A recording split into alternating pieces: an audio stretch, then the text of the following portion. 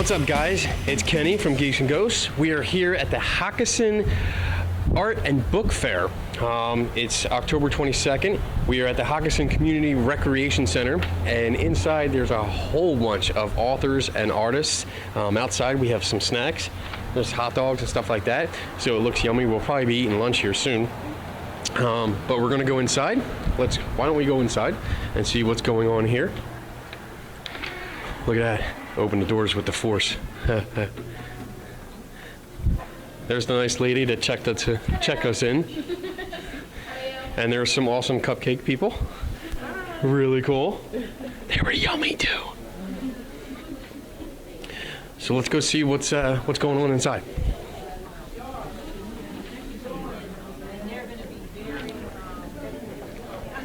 So we actually got 4 rooms in here. We got a room over here that has a bunch of authors in it. We have the main room out here. There's lots of cool people walking by. There's a room over there that's going to be filled with a lot of people. That's actually a big room in there. And then there's, raffles. There's raffles here. We put in for this one. And Donna put in for this one. So we'll see. I'm going to see if I can get another raffle ticket because I want to win some other stuff here because, you know, I like stuff. We also there's a room back there, lots more arts and crafts back there. So we're going to go around in a minute and start talking to people. All right? Cool. Good. All right. I am here with David, and he's going to tell us about his books. You have 2 books here? Actually, I got 2 on this table. The other 2 are also mine. Oh, look at that. So I've got 3 chapter books, middle grades, 4th to 6th grade, maybe 7th. Oh, that's good. And then a picture book, which is kindergarten kids. It's about 300 words, but a lot of great illustrations. Sweet. Tell us a little bit about these books. So Henry Cicada's Extraordinary Elktonian Escapade may have it may have a little component that would be familiar to local people. Elkton, Maryland is the hometown of the inventor of Elktonium. The inventor is Henry's mom. Elktonium is the newest element on the periodic table, brand new invention, and it has no known uses. Henry and his dad, unfortunately Henry's mom has passed away, and so they're trying to figure out what to do with Elktonium. An Elktonium lock, Elktonium nose clamp, Elktonium toaster, none of it works, until Henry adopts a sweet little dog and makes a dog house for him out of Elktonium. The dog won't even go into it, so once again Henry's like, oh my goodness, just when I thought life's going to be okay. As the sunlight hits the house, it begins to shimmer, and an eyeball appears on top, like the eyeball on the dollar bill in your wallet. Okay. The dog Pim-Pom runs into the doghouse and promptly disappears from the face of the earth. So Henry thinks, oh my goodness, finally, a little happy thing happens, and now this. But of course, so Henry runs in after Pim-Pom, and he disappears and ends up in the 47th, 48th, and 49th dimensions, where the imaginary becomes real. Wow. And that's where the story starts. That's where you just jumped way ahead. Yeah. No 5th dimension, 6th. No, we're going way. The dimensions kind of curl around till you end up in the totally imaginary one. So that's cool. All starting in Elkton, Maryland. Local favorite of anybody traveling down I-95. You ever wonder what goes on in Elkton? Now I do. Now you know. Now I'm gonna look for it. So that's one, and these are dual authored with my partner, who also happens to be my wife. Okay. Still, after having written 2 books with me, and they have 2 narrators. Each has a girl and a boy. Audrey and Aaron, in the case of Connect the Stars. Margaret and Josh in the case of Saving Lucas Biggs. So we did it so that there's a girl and a boy. They tell the same story. The story arc proceeds like a story does, but each tells his or her part of it. So you get a little variety in what you're hearing. And actually, Aaron and Audrey don't even like each other, so we're hearing different parts of the story. Josh and Margaret live in different time periods. Oh. Margaret in the present, Josh in the 30s, so there's time travel between their narrators. So we tried to do some things with since my wife's actually a fairly well established adult book writer, and so she and I wanted to, and I did picture books, so we kind of wanted to meet in the middle.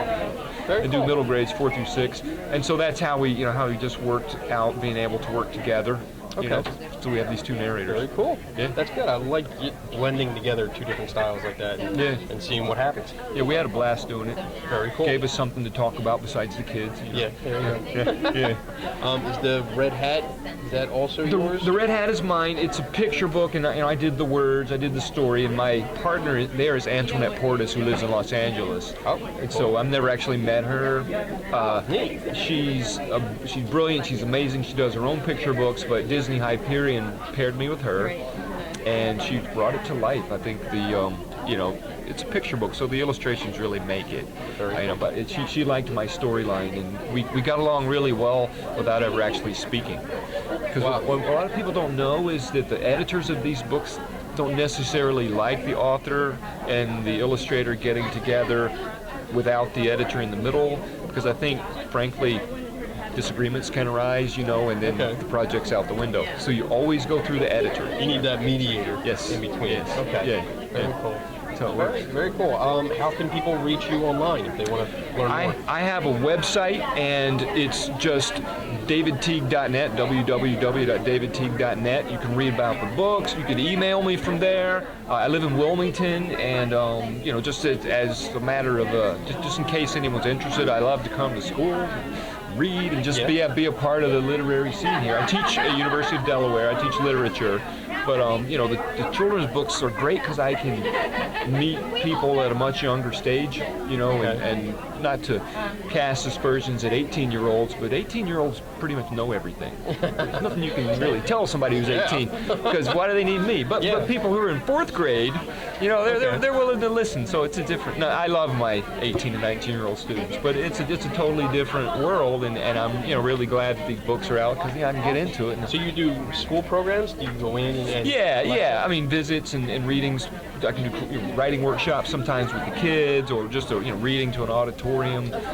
Because I remember growing up, the idea of an author was totally abstract. I mean, I didn't know where they lived or what they did. They were just as mysterious as the book. Yeah, there's some from somewhere else. So a lot of times it's just as simple as meeting a guy from Wilmington, who's written a few books, and I think that in itself raises the enthusiasm level, and I mean, 4th and 5th grade and 6th grade kids, man, they love to read. They're not. I mean, it's an amazing time. Yeah. And it hasn't got to the point. You would never hear a 4th grader say, "I don't read books," but you hear adults say that all the time. Right. Maybe 2 or 3 4th graders, but it's just such a great time to get in there, and be part of that enthusiasm. So yeah, I mean, I'd like to go to local schools and just do whatever. Meet in the library, the media center, meet 20 kids, or read to the whole school, or just answer questions about what it's like to write a book. Everybody kind of wonders, and I'm sure it's different for every author, but it's for people who love books, you kind of always want to know what's behind the scenes, and that's. So I like to discuss, the writing process for me, and people are always interested to hear what happens when you write with a partner, which is, a totally different story, and especially if you're married to that person, you gotta watch what you argue about. It's gonna come back to you. Yeah, exactly. We all know that. Like, you always change the thermostat, and you can't have that argument. The camera girl's my wife.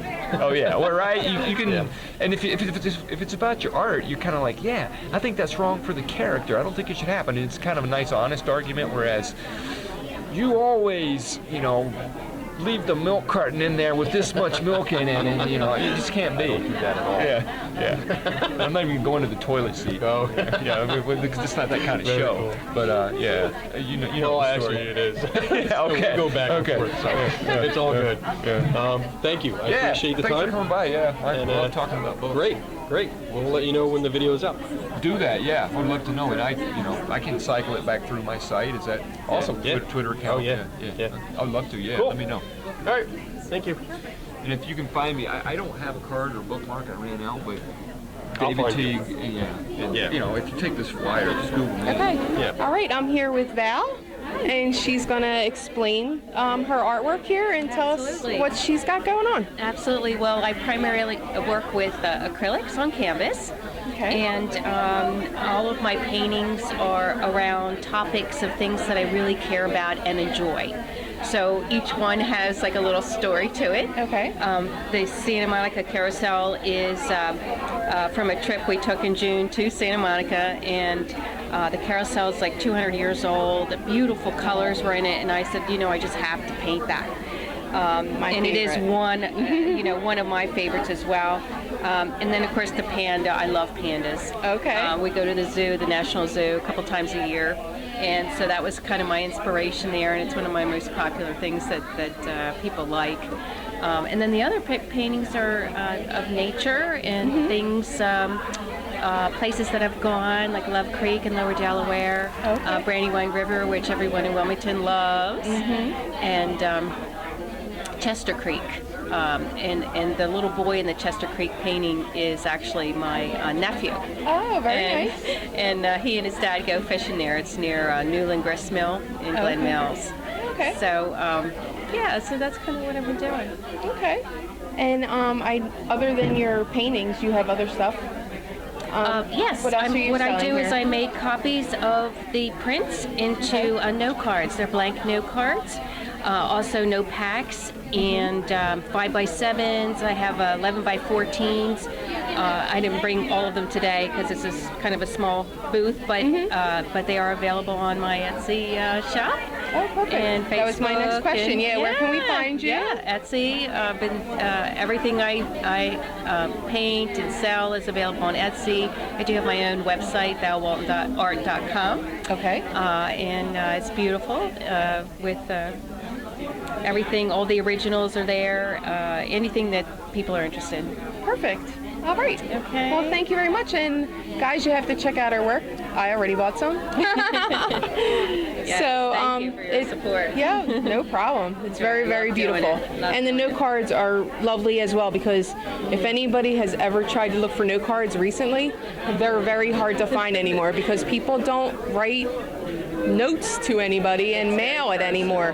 Very And, personal touch. Yes, and I've been trying to find them, and I am so glad that you have them here because I'm definitely going to be coming back and purchasing some of them as well. Good, very good. Thank All right. you. Thank you for supporting my art. Thank you. No problem. Thank you, and good luck with everything. Thank you very much. You ready to talk to me for a little bit? I'm going to come back there with you. I love that bag. I got it at Toys R Us. It might not be there when we stop the interview. I'm like, good luck, man. Good We're luck. gonna have to tackle you. Like, we have to record us, and we're like, ah. I'm okay with that. There's plenty of. Let me get done my interviews, and then we'll come back and we'll wrestle. We'll destroy this entire room. Are you recording? Yeah. Oh, that's great. Yeah, great. That's Yeah, going in the outtakes. Yeah. All right, we are here with Liz, and we've talked to Liz before. We've seen her a bunch of times, usually at Galacticon and Yeah. Dover Comic Con. We see you all over the place. Yeah. And you're actually involved with this art and book fair, right? Yes, I'm one of the co-founders, actually. Yeah, really? yeah. Cool. Actually started, like I got the idea about maybe 4 years ago, Okay. because there weren't, at the time, there weren't as many events going on. Yeah. And it was frustrating to me to have to drive, like to New Jersey or to Maryland, and and I'm like, it's like, let's try and do something here. Here, yes. And thankfully, I met with a lot of amazing people like Rebecca Dowling from the Hockessin Bookshelf and Carla from, whoops. I didn't do that. That wasn't me. I'm so sorry. It's okay. It's okay. There we go. Oh, it's upside down. There we go. All right. Yeah. And also with Carla from the Hockessin Recreational Okay. Center. And then, teamed up with the Written Remains Guild. And, so it's, and also with Carol from the art studio. So it's really a team effort, to put all this together. And we also teamed up with CC Arts. So it's just like a lot of people just sharing their ideas and how to That's awesome. put this together. And then the first year was amazing. We had a great turnout, and it was great. So we were just like, all right, let's do this again. Yeah. So this is the third year that Okay. we're doing the Hockessin Art and Book Fair. Good. And I just look around and I just get like emotional because it's like, This is awesome. it. There's We a did lot it. of people here. Yeah. And it's nice. Everyone's around. And- people are buying stuff. It's Yeah, and the main thing about this was to celebrate local talent, to celebrate, the state of Delaware, and like the authors and the creative people and the artists that we have here. And so it's like it's. I know a lot of people have been like amazed looking around, and everybody's like, "Oh my God, I didn't realize there was so many talented people in Delaware." And I'm like, "Yes, this is the whole point." Like, we actually got here and set up. Yeah. As soon as it opened at 11, we were like, "We'll walk around. We'll get the feel of the place." And it was like, "All right." Now it's an hour later. All right, we got to get started. We gotta start work, 'cause there were so many cool people to talk to. Yes. Like we have different types of writers too. We have people that write children's books and that they're self-published or have a small indie press, we have writers that write mystery and romance and historical fiction. Like it's like we have different genres, and the artists, we have artists that work with paper, they knit, they're photographers, and it's just like we have so many talented people. Yeah, it's like everything that you could possibly think of. We have jewelry makers, and I'm like, oh my God, like this is so amazing. Cool. It's so cool, and so like it's just wonderful, and it just warms my heart just to see, like everything that that we've accomplished, because it's like been a lot of meetings going like, all right, we need this, we need that, just the tables and chairs and the flyers and promo and the tote bags and all that kind of stuff, and so it's a lot of stuff. So let's switch gears and talk about you. Okay. What do you got here? What do I have? Lots of stuff. I have so much stuff. It's not even funny. But I got my books, the Frost series. Books. Yes. That's young adult fantasy with fairy tales. So if you love Grimm fairy tales and Hans Christian Andersen and Charles Perrault and that kind of stuff, then you will love the Frost series, and that is appropriate for ages 10 and up. Okay. The other stuff that I have is not for ages, like that's mature content. It's like ages 18 and up, please. My latest one is Mugshots, and that is basically sex, drugs, and rock and roll. It's like fairy tale princesses in modern times doing really, really, really bad stuff that land them in jail. So that's why the book is titled Mugshots. It's the story behind that. That's great. Yeah. So it's got Red Riding Hood, Alice from Alice in Wonderland, Snow White, and Goldilocks. Very cool. I can say more, but it's like, don't give it away. I don't want to give it away, but it's like it's a collection of short stories, but some of them intersect.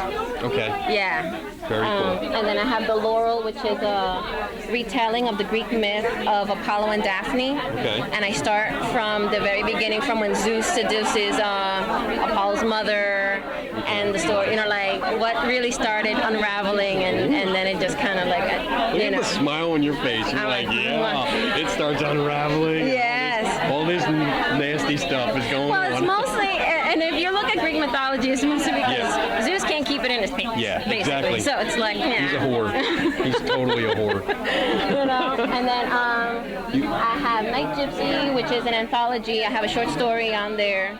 And then Girl is an LGBT novel. And that's about a girl that comes to life inside of a canvas. And then you see everything that she sees from her point of view. Oh, that's cool. And then eventually she steps out of the canvas, and then she has a year to experience life. Okay. And then at the end of that year, she has to decide whether she wants to just go back inside the painting and stay there forever, or have her spirit recycled so that she can be reborn and just actually be a full, like a person. You have a comic book? And I have a comic book. I bought that earlier. I know. Thank you. Yes. And it's the only one you have? It's the only one that I have so far. I'm hoping that the artist and the letterer and myself can turn it into a webcomic. So hopefully, because I know everybody loves Zombie Ever After, and I really want to get the art and the story out to the fans and to everybody, but don't be surprised if I end up just writing a novel, so that way at least the story gets out somehow. Just get it out there. But hopefully, we can turn it into a webcomic, a web series. Cool. And then got my perler beads. this is what, These? you know, like how, you know, like my anxiety manifests itself, you know, because I have all this like crazy energy sometimes, and I'm just like, what do I do? What do I do? You know, so Play then, with like, plastic pegs. play with plastic things. Yeah, I'm like, I think it's a great way to just use that erratic and nervous energy and turn it into something positive, you know. And that's the same thing with my writing, you know, because sometimes I'm like, I need to do something with my hand, you know. So And these are based on Mario. yeah, some of them are based on Mario, some are Undertale, Yeah. and some of them are pea shooters from Plants vs Zombies. Yes. Yeah. Yes. And I had more, but thankfully, you know, like people like, buy 'em. yeah, people Nice. like what I do. So Awesome. I'm just happy that anybody even cares about anything that I have to say or do. Isn't that a great So feeling? though? I'm just like, hi, I'm here, I'm doing a thing, and people are like, yay, hi, Hey, and I'm like, hey. cool, talk to me, Cool. you know, because I just Awesome. this is one of my favorite things. It's just like talking to people and Yeah. meeting people, you know. So I like talking to people too, a little bit. yeah, a little bit, yeah, bit. but that's awesome because I like talking to you too. So. All right, so where can we find you online? You can find me online, lizdejesus.com. Okay. I'm also on Instagram and on Facebook and on Twitter. I'm all over the Everywhere. place. But all those links are on my website, so just lizdejesus.com. Go check it out. Cool. All right, thank you. Thank you so much. Oh, hell, give me a hug. Yay. Great. We love Liz. Yay. I love you guys too. Thank you so much. Sweet. We're done. Okay, we're here with Lucy, and she's going to explain to us her artwork and what she's up to today. Hi, so my name's Lucy Smith, and I do portraits, very colorful artwork, and some fan art. Right now I'm working on a watercolor Tinkerbell piece with markers and watercolor. And I'm a Tinkerbell fan, so I might be back for that one. All right, and I just finished this guy over here, Deadpool. Who doesn't love Deadpool? Absolutely awesome movie. Yeah. Yep. So I have lots of stuff to cater to fandoms of all different kinds, but most of all the ones that I love the most. Steven Universe is a great show. Steven Universe, my son absolutely loves it. It's a great show. Lots of good messages there. And I have sparkly donuts, so who doesn't love sparkly Doesn't donuts? like sparkly donuts. Exactly. Yeah, did you have any questions about anything? No, I'm just here to promote you, so whatever you Awesome, want to thank you. tell us, Awesome. you can tell us. Well, I am all over the web. Okay, yeah, where can we find you? Yeah, Facebook, Instagram, Tumblr, Twitter, LinkedIn, Behance. Oh, wow. The And list where goes on. and where can we find you on those? Are you under your name? Or? Yeah, so the names kind of vary, but everything is visible down on the banner below. So I have all of my information there in case people want to take pictures or anything like that. I don't know how people do it nowadays. Can you get all that? Okay. Yeah. All right. All right, perfect. Thank you for talking to us today, and good luck. Thank you. You're welcome. Yeah. Great meeting you. You too. Have a good one, guys. Thank you. No. I'm okay. It's okay. I am not married. Oh, it's this. And your name is Liz? Yeah. Yes. That's my daughter. And this is your daughter. And what's your name again? My name is Kristen, and I'm Kristen. her best friend, adopted, technically. And Okay. Liz DeJesus. You know what? Yes. Oh, really? Yeah, that's my mom. Oh, Yeah. very cool. And my best friend for 16 years. All right. We rolling? Okay. I love it. You're already rolling. We've already even started. We're here with Liz and Kristen. And let's start with Liz. Liz, tell us what you're doing here. What do you got? Well, I've been writing for about 30 years. Okay. And I never really had the aspiration to get published. I was always frightened that I was going to be rejected. Are you shy? Yeah, well, yeah. Don't be shy. Come on. I'll make you feel better. There you go. And Loosen then up. my daughter, Liz DeJesus, encouraged me to put a book out there. Good. And at the first try, they took it? accepted the book. Awesome. Yeah. Awesome. So you I'm- got talent. I got talent. Yeah. And I have a talented daughter too. There you go. Yes, you do. Yes, you do. Yeah. So tell us a little bit about what the book is about. Well, Josie's Prize is the story of a 12-year-old girl Okay. just before the start of the Civil War. Oh. And she aspires to run away from slavery. She doesn't succeed the first time. And the second time she does run away with a sea captain. Her parents go in one direction and she goes in another direction with a sea captain. Okay. Now, a parent, at least in our day and age, wouldn't send their 15-year-old daughter with a sea captain Right. to save themselves. But that's what happens. That's what happens. And it turns into a story of how she grows up, Okay. how she learns how to speak, how she learns how to have manners From a sea captain. from a sea captain. They're probably good manners. Yeah. Well, he's a refined young man. Oh, okay. All right. So, and then in part 2, it shows you how she's living in New York. Okay. Oh, yeah. She gets away, but how far is far for her grandparents?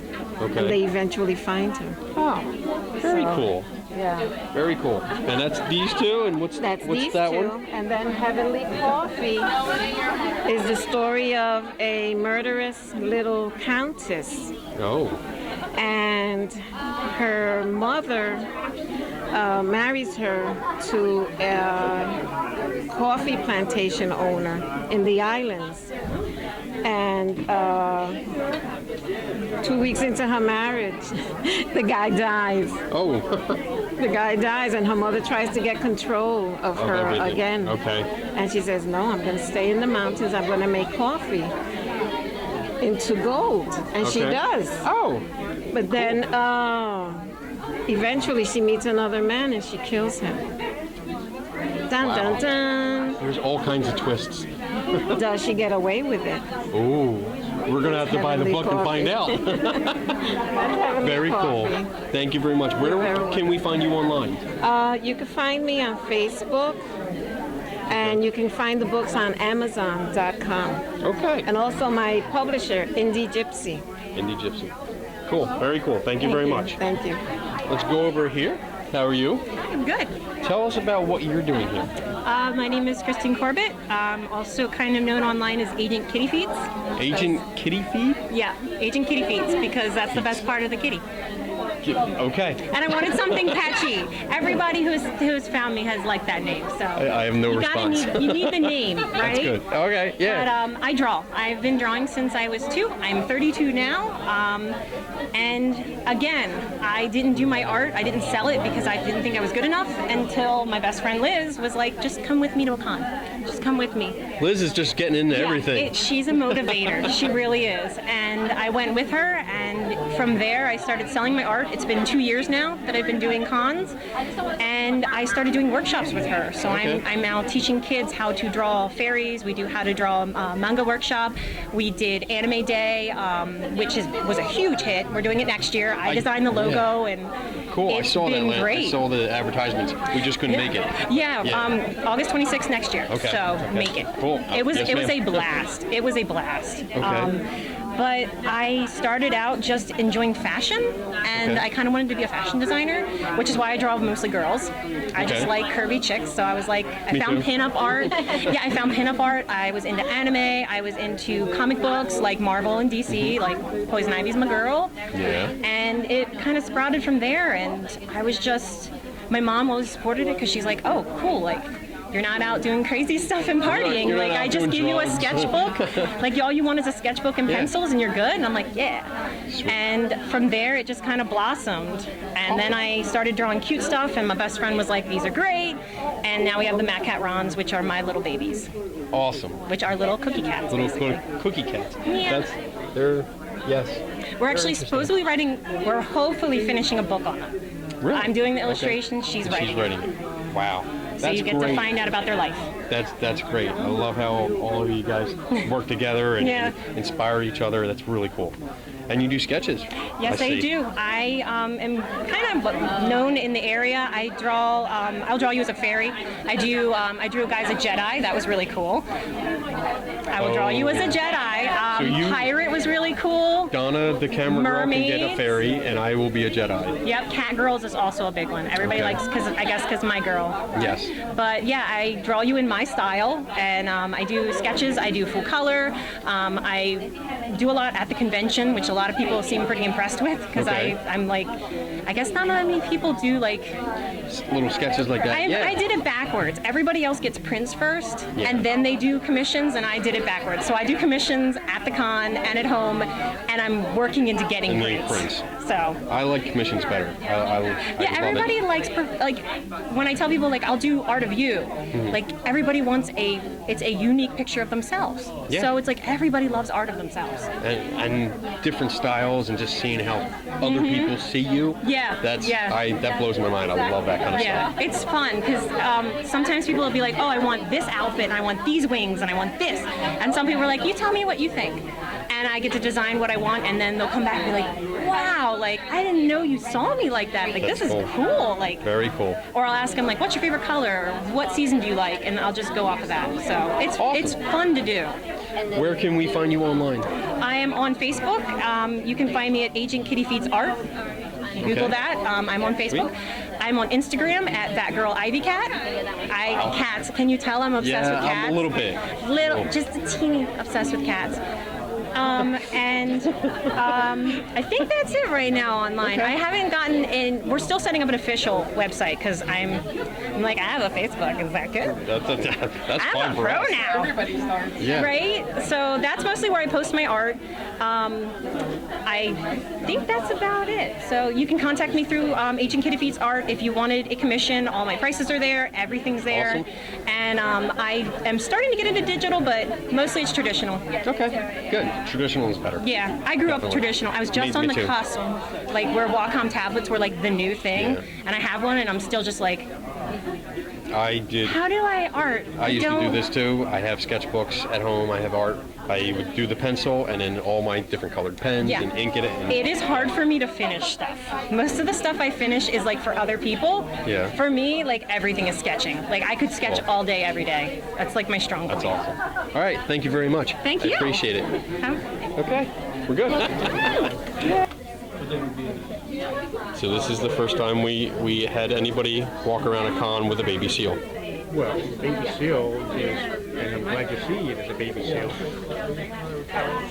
Oh, look at this. It's the main character of my wife's newest book. Oh, okay. We'll have to come over and check it out. Sweet. Thank you. Thank you. Stumpy Pete really works great. You can hold Stumpy Pete. Awesome. Oh my goodness. Okay, you good? I'm good. All right. How you doing? Excellent. How are you? So I'm doing good. So tell me, what do you do? I'm the puppet guy. You're the I'm, puppet guy. Originally from Delaware, then out to Los Angeles, and just back to Delaware. How long were you in Los Angeles? 20 years. Doing a lot years. of TV and film. Really? Worked for the Drew Carey Show. They had a whole special episode of these, and worked for Seinfeld, did their final rap party. Wow. I used to be a comedian at the Improv. That's where I met him. Wow, that's awesome. Thanks. My co-host Lou, that does the show with me, he's in LA. He's right outside LA. No kidding. But he's not anyone special. No, I love Lou. There's an editing one. Right? Yeah. So how did you get into these awesome puppets? Thank you. I was 15 years old, and I could not play the guitar, so I made this Jimi Hendrix marionette. I'm not kidding. I only made it because I just stink on the guitar. Let me show you how this one goes. And then I went out to LA with just like a handful of rock and roll puppets. And Wow. got right in the Improv. I started in Venice Beach. That is so cool. Wait. Wait for it. Yeah. And wait, he has to play with his teeth. Sorry. He doesn't want to play with his teeth, but he's gonna. There you go. Because you work for me, pal. Remember that. And then he dies. Oh. But he's back. We're gonna have to edit some music into that. You are totally gonna have to. That'll be cool. That'd be cool. And this is, who is this? Stumpy Pete. Stumpy Pete. Here, let's you work can do Stumpy it. Pete. You can do it. Stumpy Pete. Oh, I could teach you this in 2 seconds. And people on camera love that crap. That's so cool. Here, put your hand out. Okay. This is so easy, dude. Finger on top. Finger on top. That's both your arms. See if you can make those flap up and down a little bit. Okay. That's it. One hand at a time. Plant one, bring the other one forward. That's it. A little longer stretch. Like Yeah. Plant one and then really stretch out. So right. Hand all the way down, hand all the way out. I am so awful at this. No, you're doing it fine. You'll get better. There you go. He's much better. And we totally had to stop because I'm a huge Star Wars fan. Oh, huge. And we have a Darth Vader one. Yeah. So This that one, is so cool. Just this past summer, I took an old one. This used to be Justin Bieber.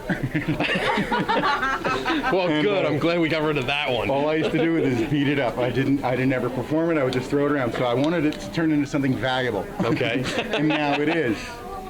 And yeah, it's dark. Here we go. That's so cool. He's just been brutalized by a 10-year-old, but he does great. Yoink, yoink. And you're gonna have to edit in the sound for that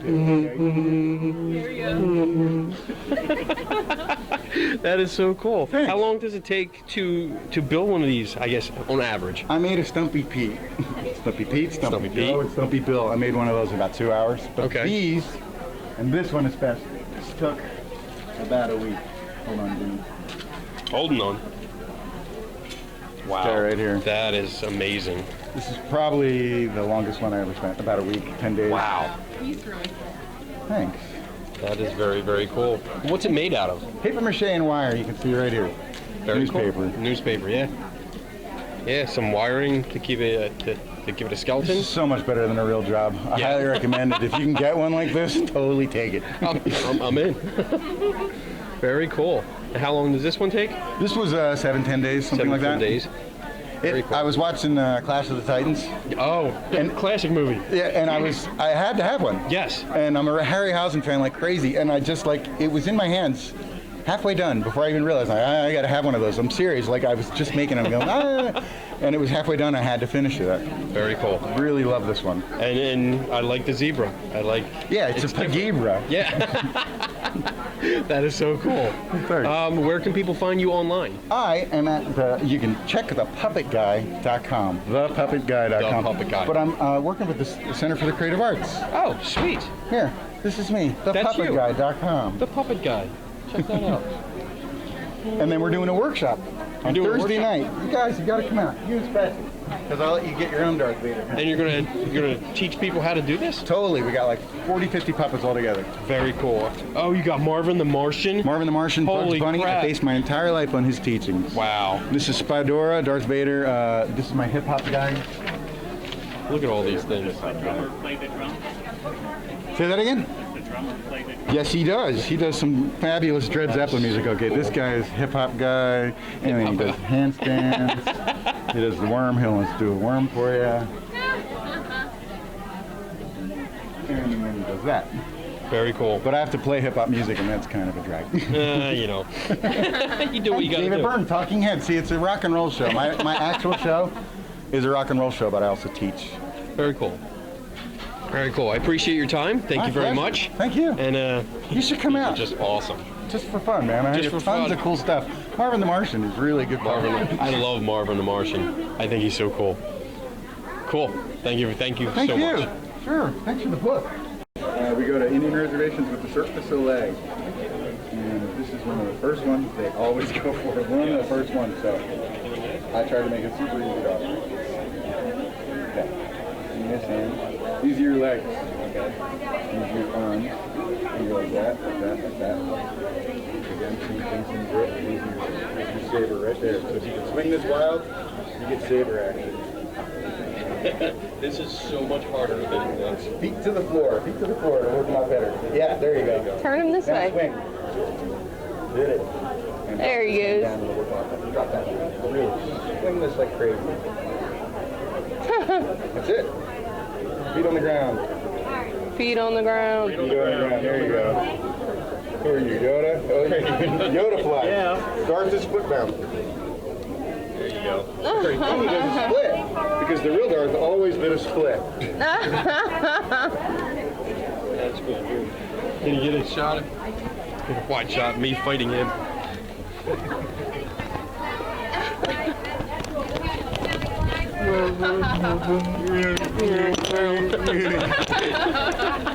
That's cool. Pick on somebody your own size. That is awesome. That's awesome. Hey, nice meeting. All right, we went through 2 rooms already, and we have 2 more to go. We're gonna go in the big room. There we go. Lots of stuff, so much in here, so much to see, so much to read. Holy moly!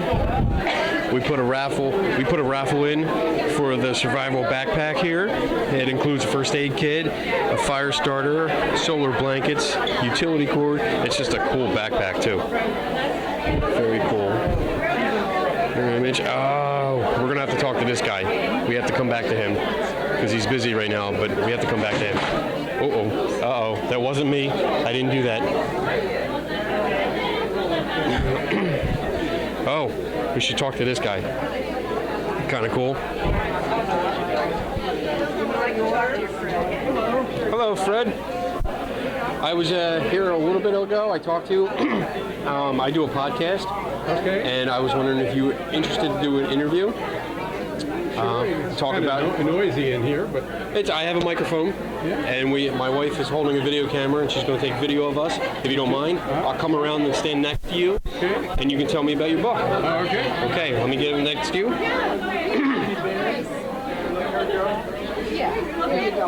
What? She's fine. Oh, hi. She's okay. Hi. Hi, you got a little puppy down here. Yeah. All right. Okay, I am here, Fred or Frederick? Frederick. And you have a book. It's called The Fortunate Ones. And it came out of my time when I worked as a colonial person for historic Philadelphia. Okay. And I am totally blind myself and have been since early childhood. And when I was a colonial there, I kept wondering what would it have been like to really live at that time. So I did all the research I could, and there's not a lot written about blind people in the 18th century because we didn't leave many notes. It was difficult for people to write. Right. Really, blind people only begin to write things themselves after the typewriter is invented, which happens in the late 1840s. And it was that because, did you have the, Braille on the keys, or just know where the keys were? No, you just know where the keys are. Okay. Braille is only developed in the 1830-40 period. Okay. All right. And what's the book about, you said? This book is about blind people living and working in 18th century Philadelphia. Okay. It begins with a gunsmith that loses vision in a gunpowder explosion and has to then return to his job and use the tools that he can. He doesn't work around the forge with the red hot iron any longer, but he does do all the woodwork on the stocks and so on. And there are other trades in the book. There's a blind potter. There's a low vision person who learns to sew sails. There's a powder horn maker who makes the powder horns for gunpowder out of cow horns. There's some other activities going on, and it's a whole story wound about these people. Within the book, there are numerous articles taken from advertisements in the paper of the day, the Philadelphia Gazette. So every store that's listed in there, I made a point of visiting the place where that store was, even though there's, in most cases, nothing left of them. Right. It could be a completely different kind of building, and it's hard to really envision them while trucks and buses are going by, but still in all, I tried to go to every location in the book and absorb that time. Very cool. Yep. That's cool. And I see the current book I'm working on is going to have kind of the same theme, exploring the trades that blind people might have been involved in, but I moved it into the middle of the 19th century because it's only in 1830 that schools for the blind come into existence. Okay. And in that book, some of the trades will be spinners and weavers.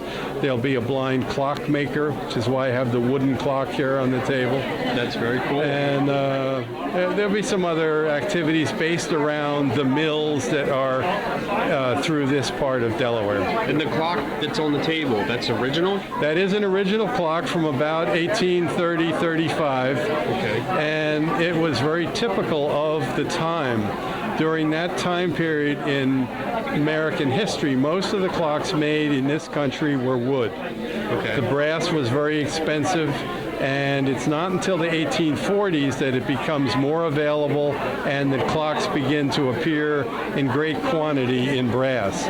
But the 1810, 20, 30s, those are almost entirely wood if they're made in this country. Okay. And I see you have some powder horns. I have powder horns because when I worked at the Historic Philadelphia, one of the places I was assigned was the courtyard of the Betsy Ross house. And because the house is so small, they could only take so many people through at a time, so that the public would be waiting in the courtyard to go through, and they hired colonials to be doing something in the courtyard that the people could watch. And they asked me, what trade or craft would you like to work on? And I had been making powder horns on and off my whole life, so it seemed like a natural thing to do. Okay. And one of the characters in this book called The Fortunate Ones is a powder horn maker. Awesome. That is very cool. Thank you for talking to me. You're welcome. Appreciate it. Where can they find you online? Well, my email is fwnoesner@verizon.net. Okay. I don't have a website yet, but that's in the future. Where else is the book available besides like places like this? Well, it's basically available from me, or I sell them at historic venues. I've tried to get into bookstores all over the place, and the first question a bookstore says to you is, who's your national distributor? They don't want to deal with one person and one book, you know. So although people have told me that they really like the book, I basically only sell it on my own. Okay, that's good. It's a $20 book, and anybody can write to me, and I can mail it to them. Awesome. Thank you very much, sir. I appreciate it. Thank you. Thank you very much. Have a good day. You too, sir. I just want to share one thing. Yes. Fred climbed Mount Rainier in 1981 with a bunch of folks that were blind, visually impaired, deaf, and paraplegic. And the gentleman who organized that climb is Phil Bartow, and he has the book called Pelion Project, how he put this all together. Okay. So it's interesting. Phil got Fred to climb Mount Rainier and summit it. Wow. So we need to talk to Phil. We need to talk to Phil. Is Phil with the suspenders Yes, over with here? the red suspenders. Let's go talk. Yeah. Thank you again, Frederick. Let's go talk to Phil. Yeah, I think you'd enjoy that. Hey, buddy. They say that's not unhappy. Hey, Phil. Hi. How are you? I'm Kenny. Kenny? Nice to meet you. I was told I had to come and talk to you. So tell me about this. What was this? Pelion? Pelion. This was a climb of Mount Rainier Okay. by a team of handicapped people Wow. back in 1981. And it was a premier project for the White House for the International Year of the Disabled. Okay. So it had a lot of publicity. And Fred was the first person to sign up for it. Really? That's awesome. We talked on the Associated Services for the Blind in Philadelphia has a radio station, and so I was interviewed there. Okay. And when I got home, Fred had left a message on the answering machine that said, "I'm blind and I've always wanted to climb a mountain."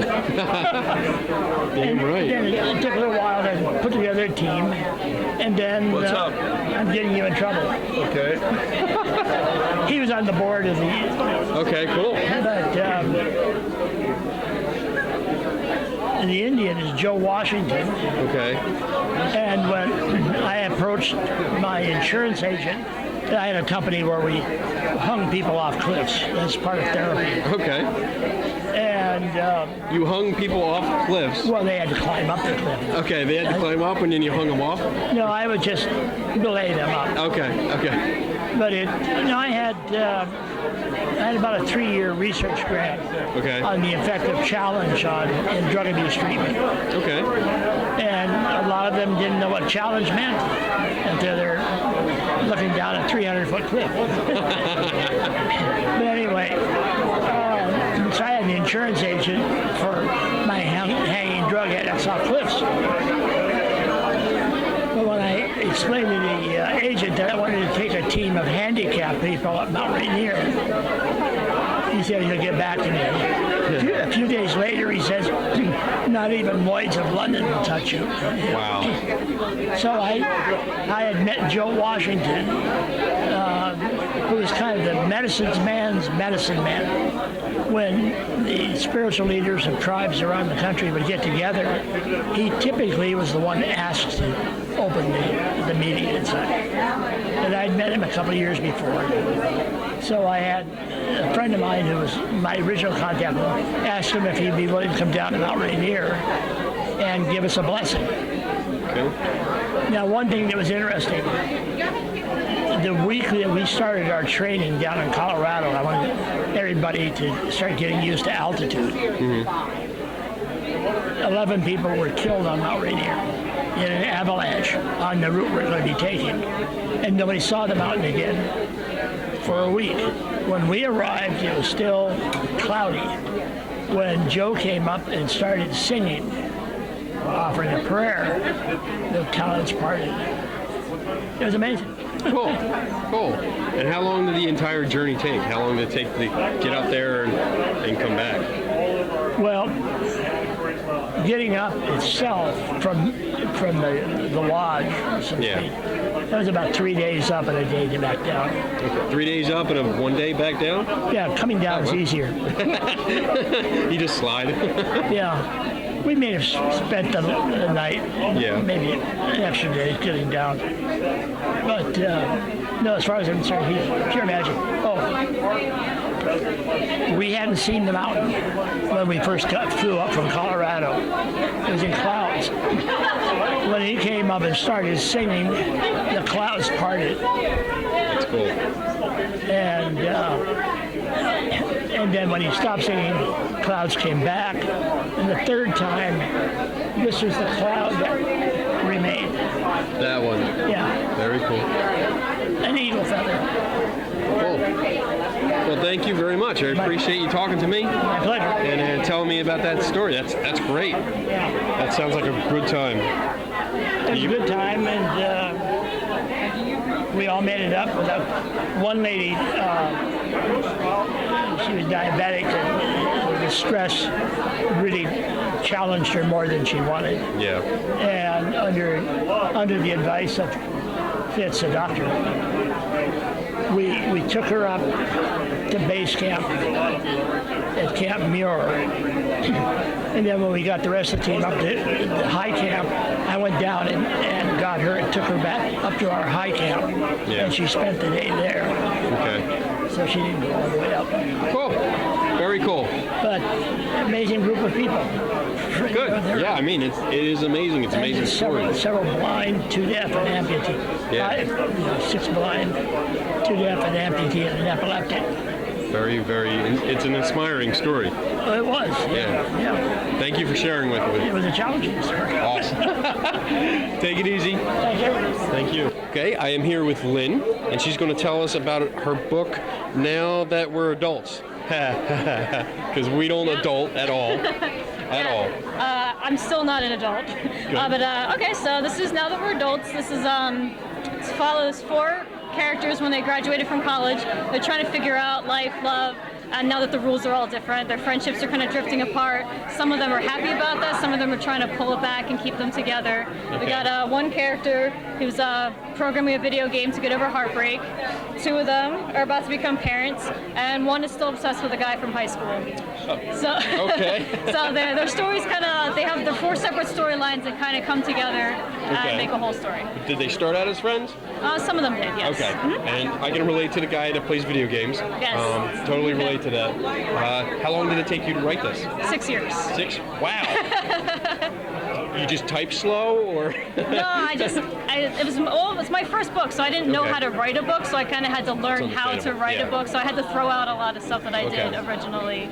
And then it just took a long time. You know, I'm an adult, so I have a day job. I can't just sit around all day and write a book. I know, I hate that day job thing. It gets in the way. I always say type slow because I used to, when I started, yes, I was like 2 fingers. Type, and then eventually I got better. So what inspired you? Is this based on like your life events, maybe friends, or is this just a story that you had in your head and you wanted to get out? It's inspired by a lot of the things that either happened to me or my friends or things that I've witnessed over the years. It's not a true story. It's kind of like taking the bits and pieces from everything and then building them up into something entirely new. Very cool. How long has it been available? This is the 2nd month it's been out. It just came out last month. Cool. And how's it going? It's going very well. I'm very happy with it. Yes. Good. That's good to hear. You got a few other things here too.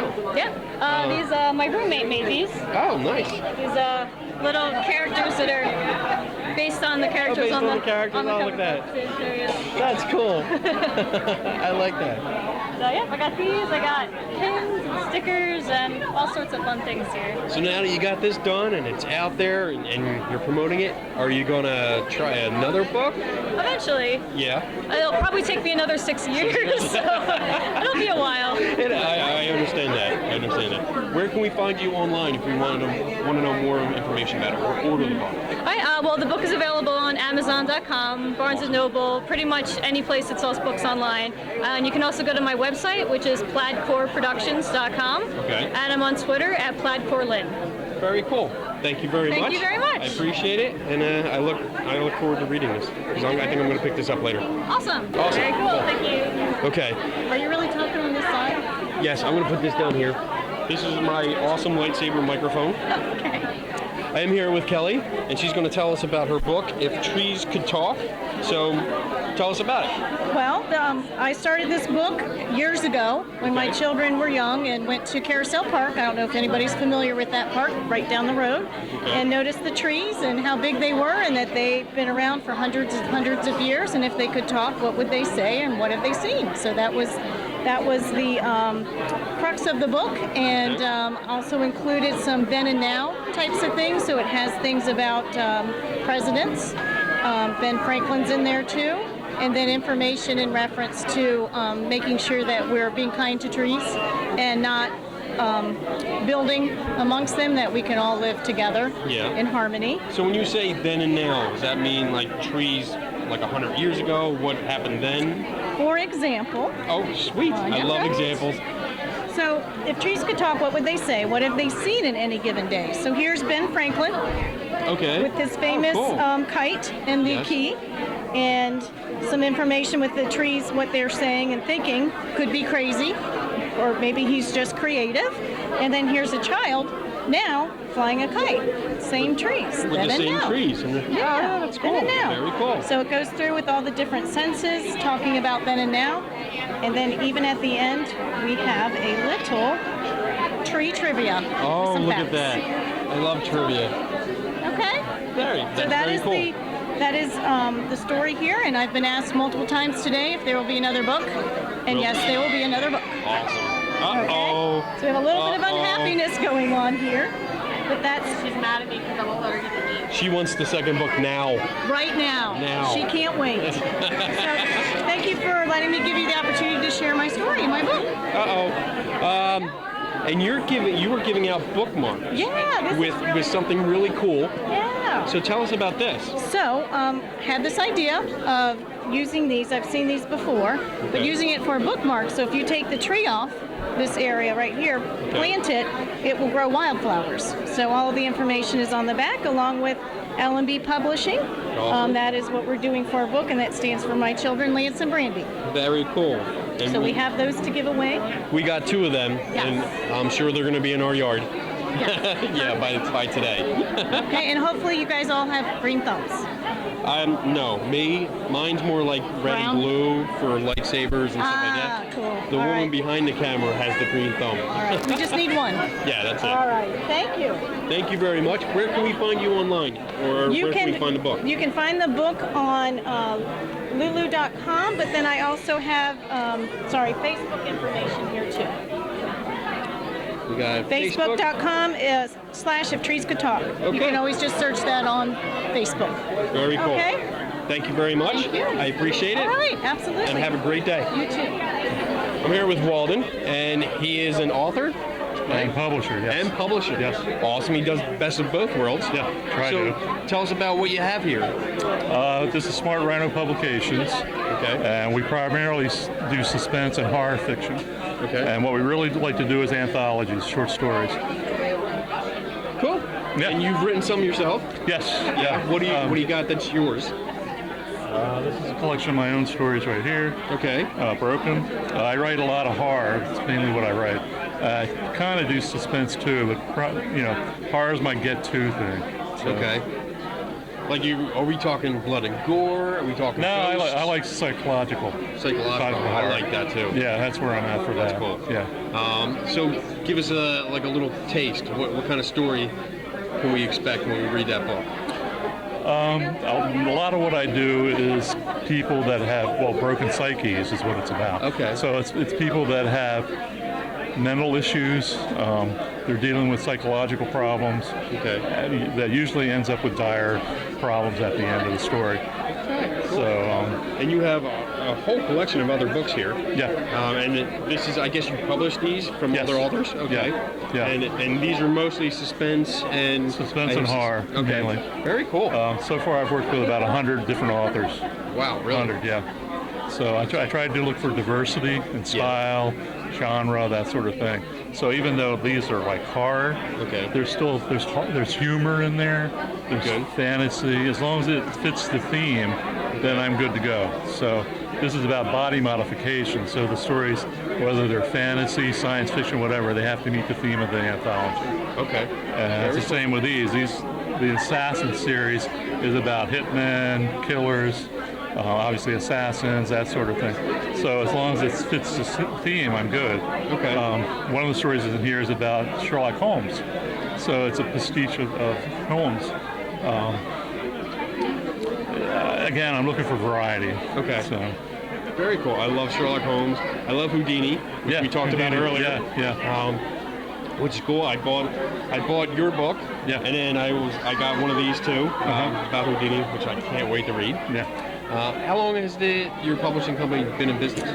2012 is when we started. Yeah. Okay. So we haven't been around very long. And we have 10 books at this point. We have 2 more in production at this point. Okay. Very cool. So try to keep the momentum going. Yeah. Where can we find you online? SmartRhino.com. Okay. You can find us on Amazon, Barnes & Noble, a couple other groups.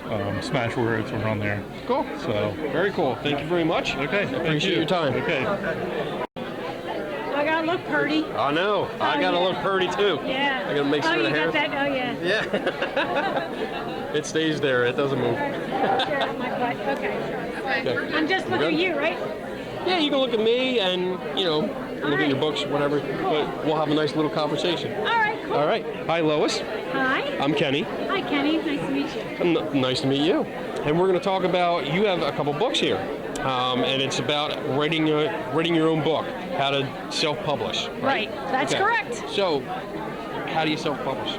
What are these books about? Okay. So both of these books are about how to take a first concept, Okay. develop an idea. Okay. This one's about the nuts and bolts of how you format it in Word, put it online on Amazon, a little bit about marketing. Okay. My other book is about more for business professionals and how to use your book as a marketing tool for your business to grow and reach new markets. Okay, so when you start out, you have this idea, okay, and you want to write a book. So you start writing it, and I write in Word, and I guess that's how you tell people to write in Word. That's the easiest, okay. yes. And when you say you upload it to places like Amazon, are you uploading a ebook or a PDF? What do you mean by that? Either. So you can either go print or ebook. Okay. Or both. Most people do both. Okay. Because it's just if you've written it and gotten it all together, edited it, then it's easy enough to do both. Right. Okay. Now, how do you say I wanted to get a book, a paper book like this? Is that the same way? Can you go through Amazon? Do they do that? Right. It's one company is called CreateSpace, and that's an Amazon company. And you just have to follow their formatting guidelines and design the cover, and then you can upload it. And you can either do it yourself or have help doing one or more parts of it. Okay. And these books explain how to do it. How long have you been writing? I started writing about 12 or 15 years ago. I started writing children's stories. Okay, cool. And I'm also a professional juggler. No, really? I am. Do you have anything to juggle? No, you know what? I forgot this time. Oh my goodness, I would have loved to see that. Last time I was here. Okay. And so I started writing children's stories, and then I wrote my first book, The Almost Perfect Birthday Party. It's a party planning guide. This one, that? right there. Okay. And do this and show it to the camera. that's it. And so I went to a 2-hour workshop about how to write a book. Okay, I'll go to that workshop. Oh, I can do it, right? Yeah. But in a 2-hour workshop, you find out this much, and you need to know this much. This much, yes. Right. So I taught myself how to, I did a lot of research how you do this and that, and all right, I got my ebook. Yeah. And then somebody said, well, I'll buy your book if it's in print. Oh boy. Okay, so I did a lot more research and learned how to write a print book. Okay. And then people said, well, how'd you do it? I don't know. All right. So I thought I was just going to write a few little tips on how you do it. Right. And then it went. Boom. It mushroomed. And then I realized that I had another book. And then by the end of the book, I realized I didn't want to just tell people how to do it. I wanted to teach people how to do it. And then I started my own company, the Happy Self-Publisher, because I'm pretty happy. There you go.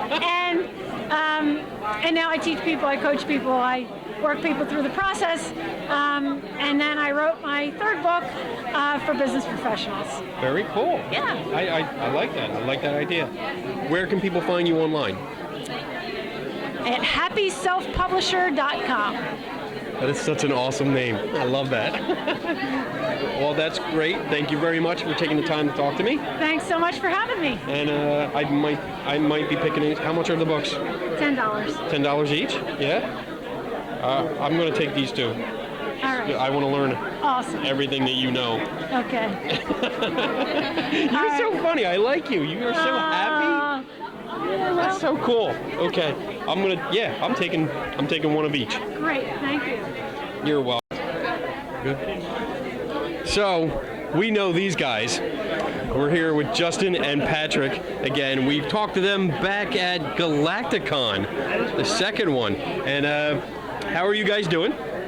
Doing well. It's been actually a really great event for us so far. I mean, I think we've sold quite a few things and we've gotten a lot of interest. So. Good. I like the big microphone you have here. Yeah. I wasn't trying to hit on you. No. Well, Trying something new. What? Trying something new. Trying something new? Live broadcast here and there. Okay. How's that going? Not bad. We're just getting started. So we're entering into the foray of more audio. Okay. Yeah, audio is fun. Has it been difficult in here? Because I know we have to get real close to people because it was so loud in here. Have you guys had that trouble? well, not in so much as that we've just been kind of bantering back and forth ourselves, not so much interviewing people. Okay. Very cool. And what's the, I'm going to come around the other side while she's filming. What's the contraption that's in the middle of the table here? This is the conlanoscope, and it's supposed to detect giant monsters. But we've been having a discussion the whole day whether the flashing lights indicate that there is giant monsters or there are no giant monsters. but the building's still here, so we think we're okay. I would agree with that. That because yes, there is no big holes in the ceiling. No one's screaming. I think we're safe. How long did it take you to make this? Well, a couple of weeks actually, and at DoverCon, a little kid kaiju came along and sprung it apart. So that's why I wasn't at Galacticon, because I hadn't got time to fix it.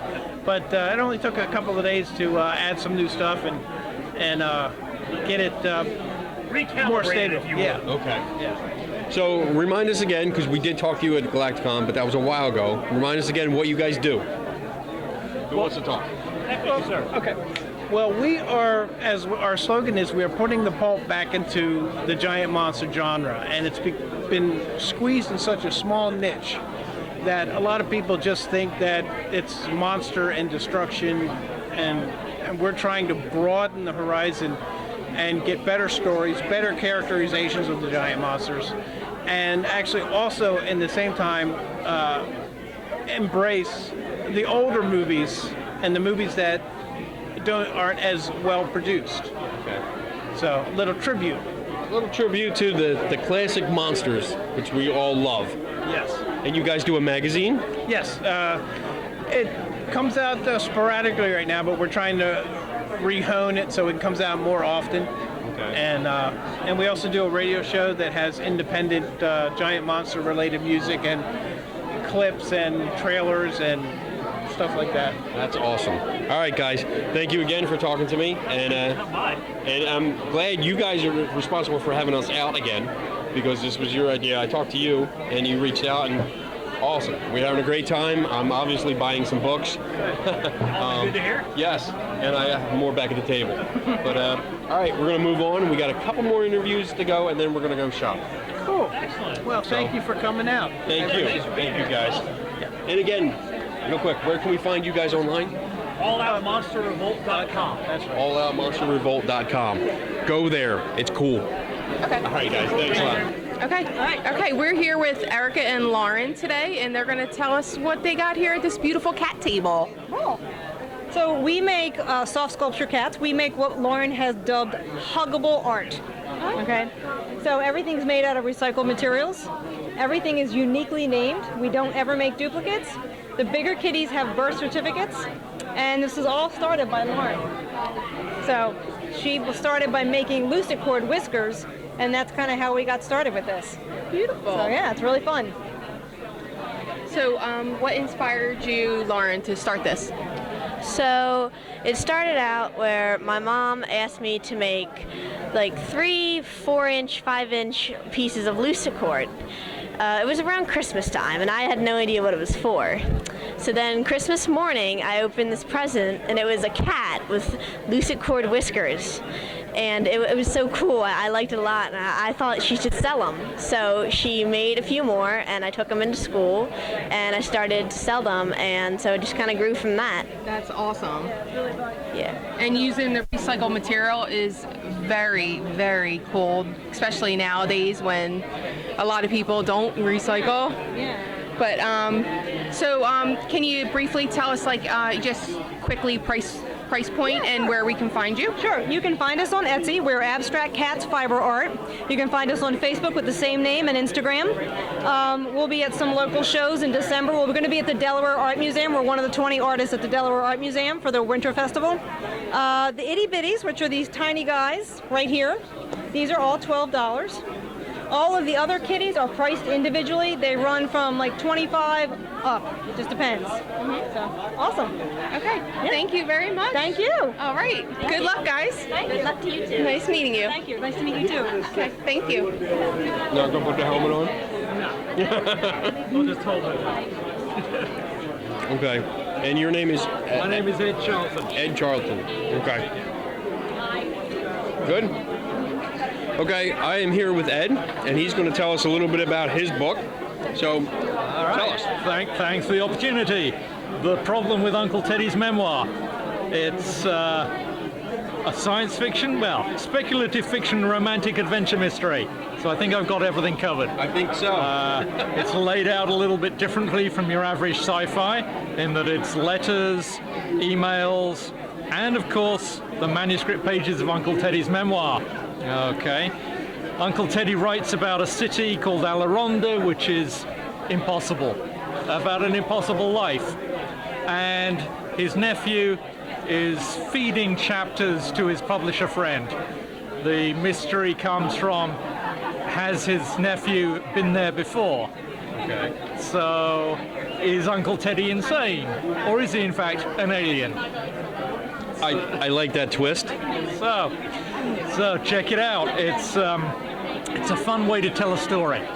Yes, I noticed, I paged through it, and it looks, I almost want to describe it as raw. Yeah, because that's right. It's just, it's like taking little bits from different areas and throwing them all together to make this one big story. That's correct, yes, because you have technically what we call it is a framing story of the nephew and the publisher. What do they do with this memoir? Is it true? What is the nephew trying to do? Is he altering it? That kind of thing. And then there's the more or less straight sci-fi story of Uncle Teddy's life and how he ends up on Earth. Very cool. And how long did it take you to write this? It's been in the works for a couple of years, definitely. I offer, through my business, Scribulations, I offer author services to independent authors. So for 10 years or so, I've been doing other people's books. Now I'm putting my money where my mouth is and doing my own. But I've done a couple of memoirs for people. And it occurred to me, what if you had an unpublished memoir and there was something really important in it? What would you do? And that was the germ of this idea. Awesome. And you're dressed as the main character? I am dressed as Uncle Teddy. Check that out. Okay. I don't know if we're going to have trademark issues or what, but we're just going to... The army of Alaronda designed this first. Okay, there you go. That's not a popular Marvel character that we all know. Absolutely not. This is a different character's helmet, all completely different. You got it. Wink, wink. All right, thank you very much. Okay, Where can we find you online? Online at edcharlton.com. Okay, great. And I'm going to go right next to you. Is this Aurora? Who's also a member of the Right Group, Kennett Square. Oh, there you go. Very cool. So, Aurora, tell me about what you have here. Stories of the Scarlet Sky is an adventure series. We have a young lady who's just come into her pubescent years and apparently gone through a magic growth spurt. So she accidentally flooded a good chunk of her town, and the option was stay and be witch hunted or run off with the pirates that happened through town. So she takes that choice and finds they're in the middle of a quest. So on their quest, they've got to fight monsters, fight other pirates, get through tricky mazes, and figure out riddles, all kinds of fun stuff. Each chapter in the book reads like its own individual story, like you were seeing episodes in a season. So you could sit down to read before bed at night, go to sleep, and have accomplished something until they finalize at the end with the finale. Very cool. And so is this kind of based off maybe like a poltergeist kind of idea? Because you said pubescent, she goes through puberty and gets this magical ghost. That's kind of what poltergeist stuff is based off of? Well, I have to say I've never seen Poltergeist, but as it turns out, it wasn't a pubescent growth spurt. As we go through the book, she picks up bits and pieces of other people talking and realizes, wait a minute, I've had this all along. Why couldn't I use it? Someone's been making sure she couldn't. So... That's a twist. I like that. And is this actually like display, or is this part of... This is a board game that follows the book. Since the book was about a quest, the board game takes the series and says, well, you know what, we didn't make enough money during the quest, we're a little bit broke, so let's go visit all the places again with the idea of trying to gather up lining for our pockets, and hopefully we won't get attacked by any of the other ships in the process. That looks great. I love you have the goose with the golden egg down there, some pirates, a butterfly ship. Look at that. That's very cool. That one is the float like a butterfly, sting like a bee ship. That's the series' main ship, the Scarlet Sky.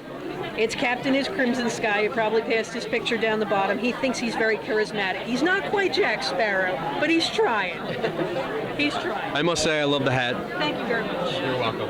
And where can we find you online? ScarletSky.com. Okay. Thank you very much. Recently updated. All right. Thank you very much. Very cool. This is my microphone. That's your mic? Oh wow! Isn't it okay, cool? That is. I've never seen a microphone like that. I made it. I don't know. Did you really? Yes. So It's that's the mic it's a there? lapel microphone that usually clips on, and I ran it through the lightsaber. It looks like a lightsaber. I was just gonna say it looks like a lightsaber. Okay. It is a lightsaber. All right. Yes. I'm clever one here. It is. Just so you know, I'm coming off of a week-long migraine, so we'll see how sharp I am doing this. Oh, that sucks. Yes, it does. That sucks. Ask away. We'll My see wife how- has migraines and she hates So them. you can. Okay. So you get it. Yes. Okay. Ask away. Oh, Okay. shit. Yeah. So I'm here. You all right? Okay. If I hold my coffee. You can hold your coffee. You can do whatever you want. This is your interview. I'm gonna hold my coffee. Okay. I am here with Kristen, and tell us what you do here. So I'm an illustrator and a fine artist. So I illustrate books, and the recent series that I did illustrate it was Gustav Bloom, and there's 6 books in the series. So it's books for middle grade fiction for middle grade school readers. And then I've also illustrated Better Haunted Homes and Gardens. And then I'm also a painter. So I exhibit in galleries and collectors buy my work. Wow. And so I do events like this and sell prints and original paintings and so forth. Now, let me ask you, when you walk in and you have like a gallery that's going, how does that make you feel? Does that give you like, do you still geek out when you walk in and see all your stuff? Not quite for me. I know that sounds weird. I get excited, but I'm pretty laid back about it. You know, yeah. I have to be honest. I'm pretty laid back about it. Like, this is very cool, and to have people excited, that's what gets me excited. Actually, not necessarily seeing my work hanging up, but talking with everybody else and them getting excited. I had some really wonderful feedback today, and some really nice things were said, and that makes me happy. That's real. I mean, it is beautiful work.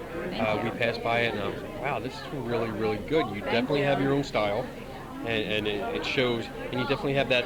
It's almost horror. Like, it's horror. Would you consider that horror? I don't like to do genres, but it's kind of on the darker side, but whimsical at the same time. It's got a healthy balance, and some of the work's a little bit darker that I didn't bring today. I tried to keep it a little bit more family oriented, but I do have some work that's a little bit on the darker side. Okay. But yeah, I don't like to package into different genres, but I'm sure if I did a horror convention, it would work, and then I do book fairs like this, and it works, and then I exhibit in galleries, and that works. So it's nice. It kind of fits into all of these little niches. Yeah. How long have you been doing this? Since I graduated from college, so about 2005, I've been doing that. Yeah, so a little while.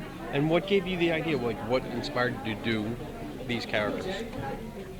It kind of happened in college. We had, I used to work very realistically, which I still enjoy doing, but in college we had a project to do, and I forget the name of the project, but it was based on ourselves, and that's when I created my character Cherry with the big eyes, the red hair. So I mean, it's, you know, life imitates art, or imitates life, so that's kind of where that stemmed from, and then I just went from there and built on top of it. Very cool. Yeah. And you just build it up more and more over the years? Yeah, just brainstorm building on stories, and that's great. Absolutely. That is so great. So where can people find you online if they want to learn more about you? They can go to my website, so KristenMargiotta.com, and I'm also on Facebook and Instagram. People can email me if they want, and sometimes I get collectors will email me in regards to original paintings. So yeah, great. I'm all Awesome. over the web. You can find me. Thank you very much. Yeah, thank you. I appreciate so nice your talking time. to both of you. Yeah, thank you. And again, beautiful work. Thank you. I love really it. appreciate that. Okay, I'm out of here. Yay, thanks so much. Yeah.